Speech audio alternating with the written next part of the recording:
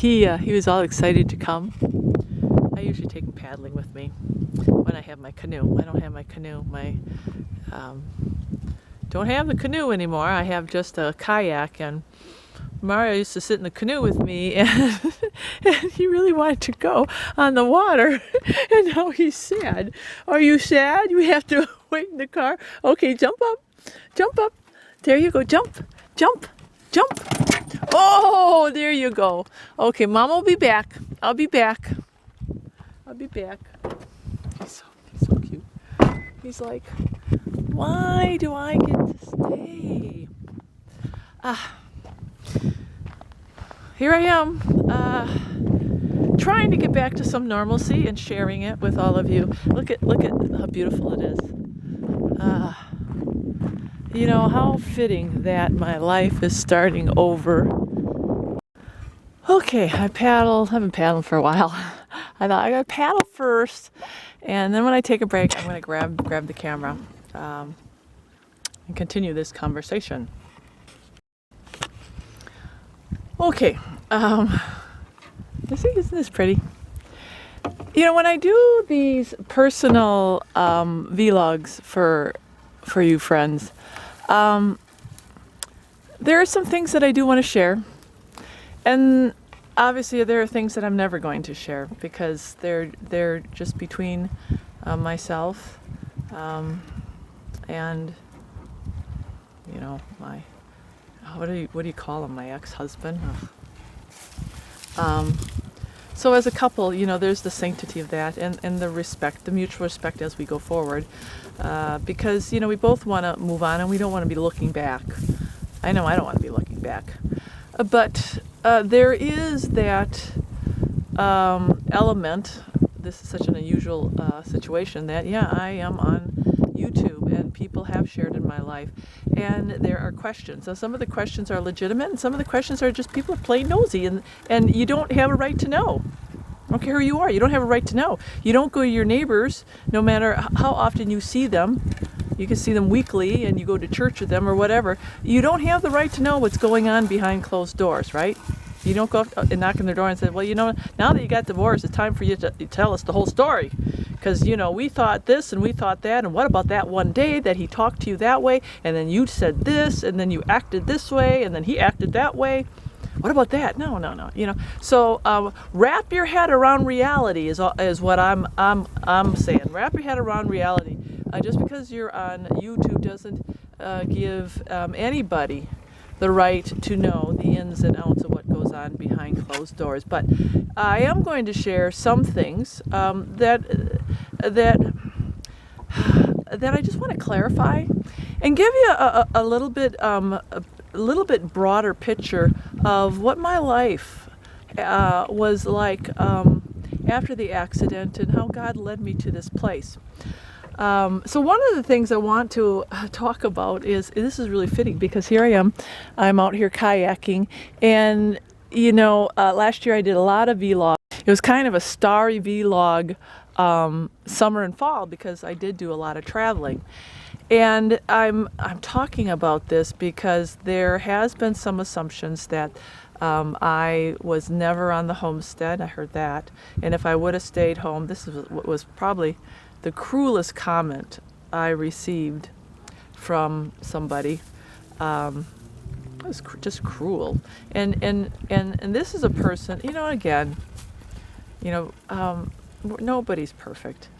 Even people who love the Lord, they say they love the Lord, they go to church and all that.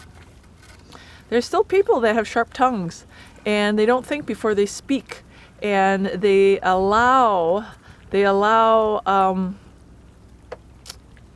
bitterness into their hearts for some unknown reason. I don't know if it's from their past harboring pain and they want to lash out, but somebody did lash out to me, and it was pretty personal. And they said, if you would have stayed home, Starry, maybe you could have taken care of your man, and he wouldn't have felt so abandoned. Because how can you work in a marriage when you're not home? That was the first criticism from this person. And you know, I had to pray about it because it hurt. It really hurt when she, or you know, especially if you don't know the full picture. This person did not know the full picture. But they were disillusioned by what they had seen on YouTube and what they kind of knew a little bit of our personal life. But even with the personal things that I shared with this person, I didn't share it all. There's no way I was going to come out and tell them exactly what was going on with me and my husband. So she developed her own opinion.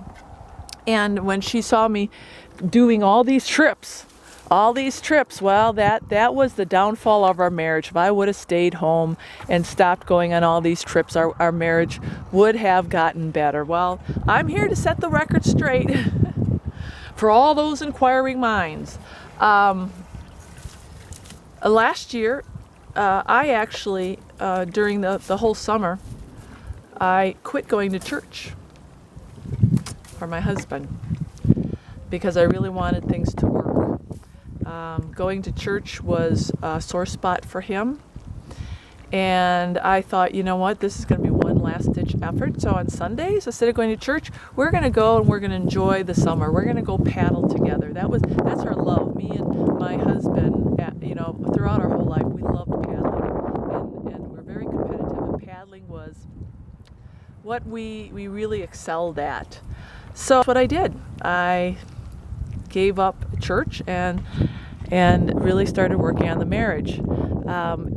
During that time, I did take a couple trips, but what you didn't see was that my trips are always short-lived.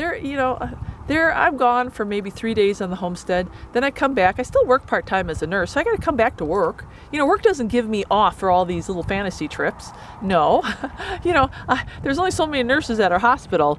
So, the trips are usually 3-4 days long. And during the summer, I took a couple. But, when I'm posting this stuff on YouTube, it looks like I'm gone all the time. I was home all summer, basically. I took a couple trips. And I did dedicate myself to my marriage again. And I went a different route. Instead of, really diving into, I had gone through biblical counseling, and I was trying to work on, becoming a better wife. And, and we were both trying. We were both bones walking. I ended up being dry bones walking. I could feel it. I could feel my spirit die. And I remember my girlfriend at the time, we were taking a trip, I believe, up to Glacier. And, I just told her how I felt. I said, I just feel dead inside. And she said, yeah, I noticed you're not going to church anymore. I said, yeah, I feel dead inside. And I'm trying to save my marriage. I'm trying to do whatever I can. And she looked at me. She said, Starry, that's not how you save your marriage. And, so when I got back from that trip, I ran back into the loving arms of our Father. And actually, there is a video that week talking about, I'll find it. I'll post it in the corner at the end of this video because I gave a testimony. And at the time, none of you knew that the testimony really applied to me leaving the church and then coming back and why I left it. But it was a true testimony of my walk and feeling that I was in a desert, parched and dry, and how all I needed to do was raise my hands back up to the Lord, and He accepted me. So there you go. But I really wanted to, you're going to see more of these videos. I'm going to stop and just kind of share bits and pieces of my journey here. But it's going to be bits and pieces, like the personal stuff that I do share. It's going to be respectful to my husband. I'm not going to, and just to the sanctity of what we did have. I am not here to point fingers, to bash, to look back. My husband is a good man. He has some goodness in him. And, boy, I just feel bad it had to end this way. I really do. It saddens me. And but I do want to make sure that I address some of the things that you friends maybe thought you saw, and legitimate things that may help other people in their walk. That's why I'm sharing this. I'm saying you're going through a hard time, don't quit going to church. Don't shut yourself off. I'm living proof that it will not save your marriage. When covenant, but when two people are not in the covenant together, it changes everything. When two people aren't submitting to the Lord, it changes everything. Even as a believer, you can only do so much. You can only do so much, and God, even in His Word, addresses that. And I'll have a video on that, because I really want to dive into this for people who are divorced and Christians and feeling that false guilt of going, being divorced. Oh, there's so much false guilt out there, and we're so labeled. We are so labeled. Now, I know we live in a society where divorce is way too easy, but in some instances, biblically, God has set us free in some instances, and I'm going to talk about that. It's going to be important. But okay, I got to get paddling. See, I'm talking too much again. I'm sorry. I'll try to shorten these up. All right. Have a glorious, blessed day, my friends, and come back, because I've got a lot of things to share and new journeys.